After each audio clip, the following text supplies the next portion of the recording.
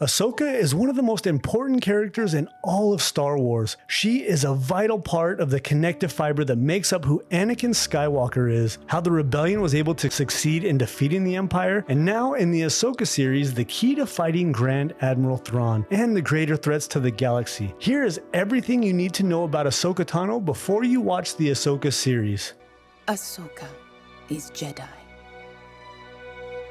First, let's break down her backstory and why she's so important to Star Wars. Now, during the beginning of the Clone Wars, just after the events of Episode 2, Attack of the Clones, Anakin Skywalker was assigned a Padawan right in the middle of the Battle of Christophsis, a little Togruta named Ahsoka Tano. Of course, this was a bit of a shock to Anakin, and he felt that it must have been a mistake. There's been a mix-up. The youngling isn't with me. Stop calling me that. You're stuck with me, Sky Guy. What did you just call me? Don't get snippy with me, little one. You know... This arrogant, overconfident, feisty little Padawan immediately challenged Anakin's patience, but pretty quickly he recognized a lot of himself in her disobedience, brashness, and rebellious nature. You never would have made it as Obi-Wan's Padawan. But you might make it as mine. The beginning of her apprenticeship was rough. Her overconfidence and arrogance backfired in a major way as she was given command of a mission, and her ignoring orders gets her entire squadron of clone troopers killed in battle. But this early failure really helps her grow and understand how she has a responsibility to keep her soldiers safe, and this plays a vital role in her growth as a character as a whole. Ahsoka and Anakin's relationship continues to grow as they fight together along with Commander Rex and the 501st. They develop a brother-sister bond that is extremely important to both Anakin and Ahsoka's growth. We get to see Anakin's loyalty to the ones he cares about, much deeper than we get to see in any of the movies. I too care for my apprentice, but if their time has come... I refuse to let Ahsoka die. She will find a way out.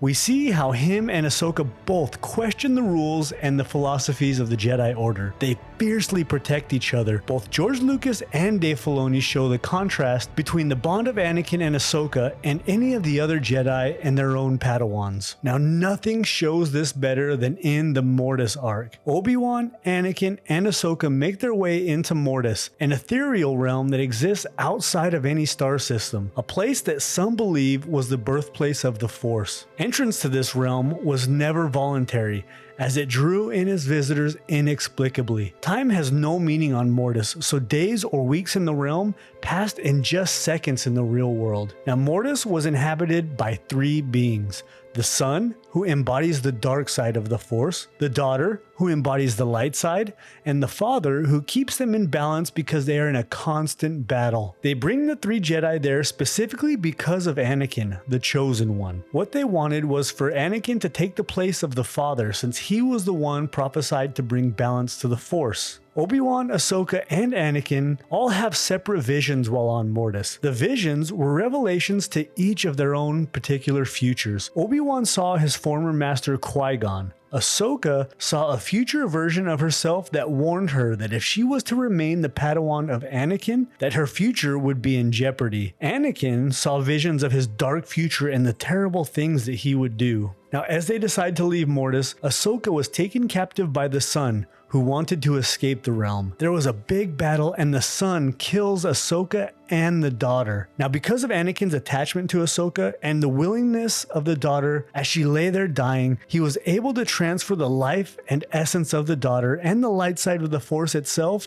into Ahsoka to save her life. Then let my daughter's last act be to breathe life into your friend.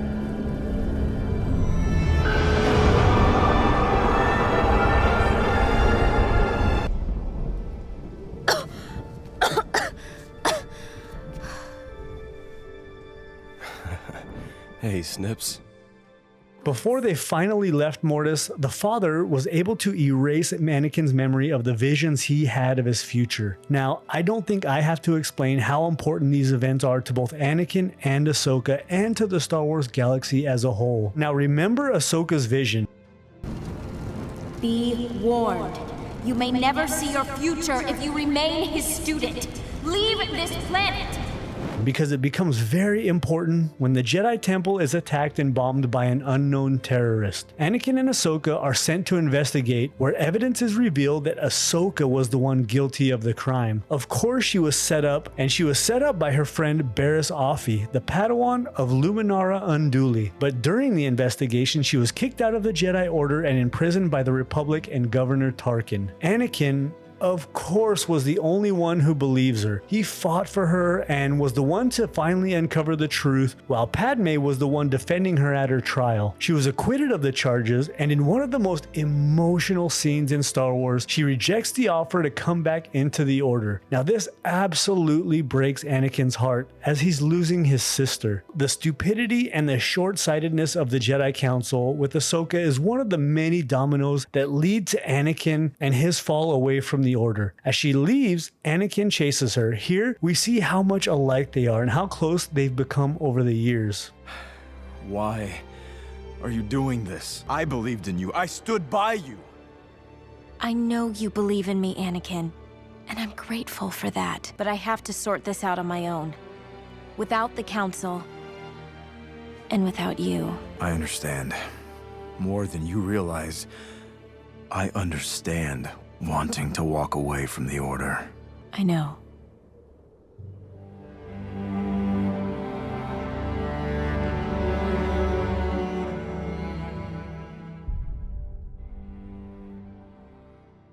And just before the end of the Clone Wars, Ahsoka, away from the Jedi Order, is helping some of her friends escape the Pike Syndicate when she runs into Bo-Katan Kryze, whom she knew from fighting her back when she was part of Death Watch. Now they become allies when Bo reveals that Maul has taken over Mandalore. They reach out to the Jedi for help, where she is finally reunited after years with Anakin. Anakin then brings her to see the 501st, where an absolutely beautiful show of respect happens with Rex and the clones.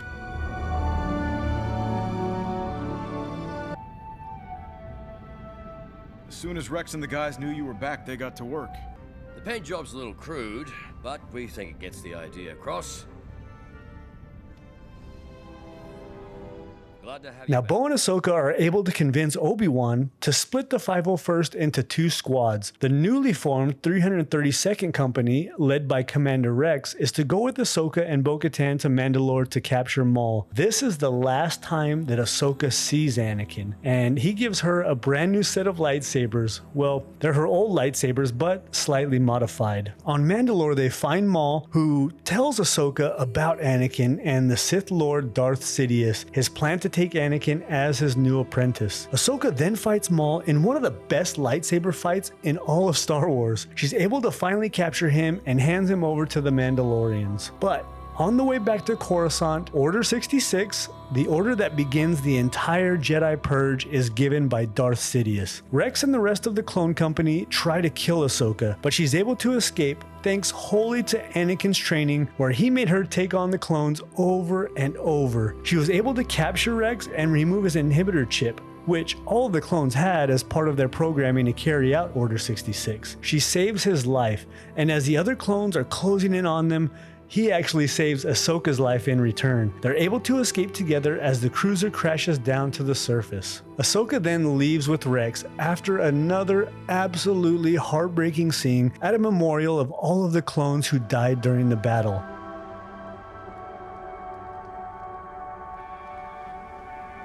Her and Rex part ways, where she leaves her lightsabers behind. Ahsoka escapes to the Outer Rim and goes into hiding under a new name, Ashla. Now, Ashla has some significance to her and Star Wars in general. Back in the beginnings of the Jedi, Ashla is referred to as the light side of the Force. And remember the events of Mortis, the sister who embodies the light side transferred her life into Ahsoka so that she could live. And to go even further, back during the beginnings of the Jedi, they lived on a planet called Tython.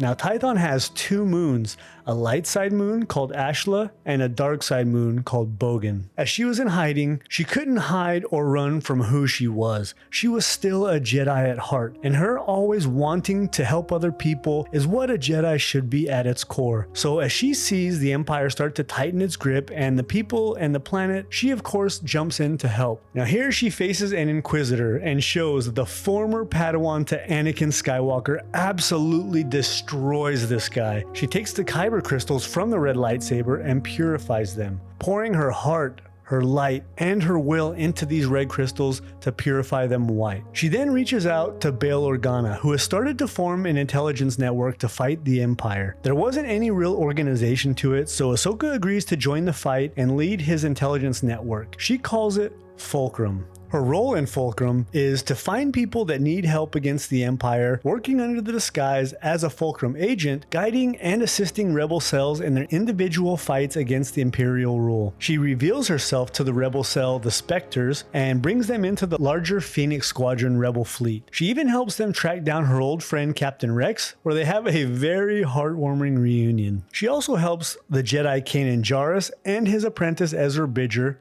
all part of the Spectres, as well as the rest of their group, Hera Syndulla, Zeb, Sabine Wren, and of course my favorite droid, Chopper. Now on a mission, Ahsoka takes the two Jedi to a Jedi temple on Lothal, where they meet Grandmaster Yoda, who decides to visit them individually through the Force. He tells them that the answer to defeating the Sith is on a planet called Malachor, a planet steeped in the dark side. There, they find a Sith temple, and of course, Maul is waiting for him, who Ahsoka actually set free during her escape of Order 66. It's here that Ahsoka confirms her worst fear, that Anakin is in fact Darth Vader. She fights him on top of the temple in an absolutely brutal and heartbreaking battle as Ezra is able to escape with Kanan. The temple explodes, but we catch a glimpse of her and her Morai walking down into the temple. The Morai, this little owl, acts as her guide and is part of her and the light side of the Force. In all of the paintings of the Mortis gods, the Morai is always with the sister. Once she dies and passes her life force to Ahsoka, the Morai is always around Ahsoka,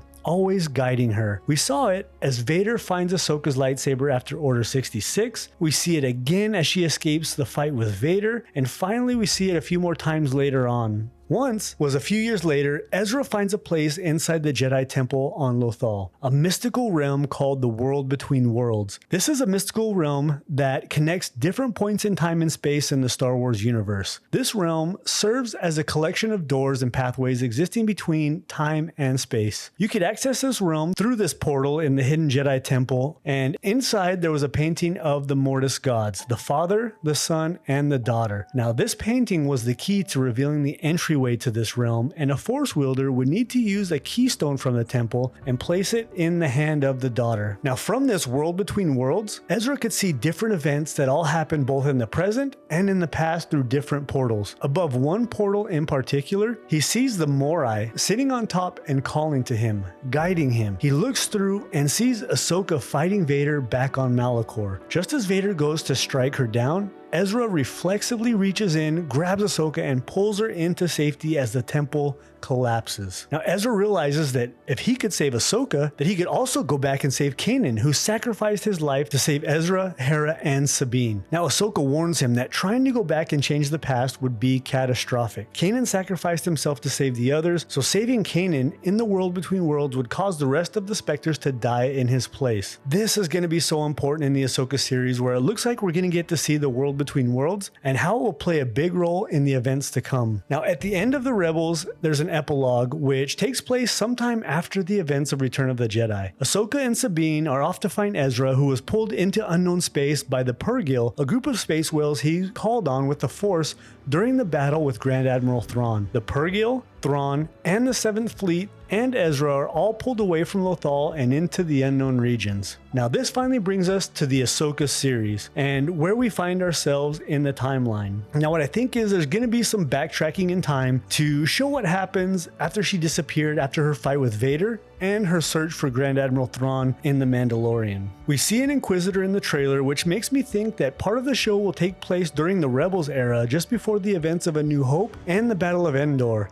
and of course her search for Thrawn and Ezra. Having an Inquisitor any other time really doesn't make sense, so I'm thinking it really has to take place around the time period of Rebels. This, I think, places the epilogue of Rebels somewhere in the middle of the Ahsoka series, and we'll get to see this story unfold during the timeline of The Mandalorian, around 5 years after Return of the Jedi, the collapse of the Empire, and of course, the death of Anakin Skywalker. Now, in the Ahsoka trailer, we find out that Thrawn survives, and we have two brand new Force-wielding villains, Baylan Skoll and Shin Hati. I believe it's been confirmed that Baylan is a survivor of Order 66 who escaped into the unknown regions. Shin is his apprentice. Now, at the end of this video, I have a crazy theory of their roles in the show, a video that I've made, so make sure to stay tuned at the end, and I'm going to link to that video. We also, at the very end of the trailer, get to see Hu Yang. He's the droid who was extremely important to the Jedi Order. For 1,000 generations, he taught Jedi younglings, including Grandmaster Yoda, how to construct their lightsabers. This droid will be extremely important in rebuilding the Jedi Order, so maybe, just maybe, we could see Ahsoka reunite with Hu Yang and possibly find Luke Skywalker, who at this time is trying to rebuild the Jedi Order. We know during the events of the Book of Boba Fett that Ahsoka and Luke were together for a time while he was attempting to train Grogu on Ossus. Okay, the two new Force wielders, Baylan and Shin. So what do they have to do with Loth Wolves, Norse mythology, and the world between worlds? Click here to see my crazy theory on the role that they're going to play in the Ahsoka series.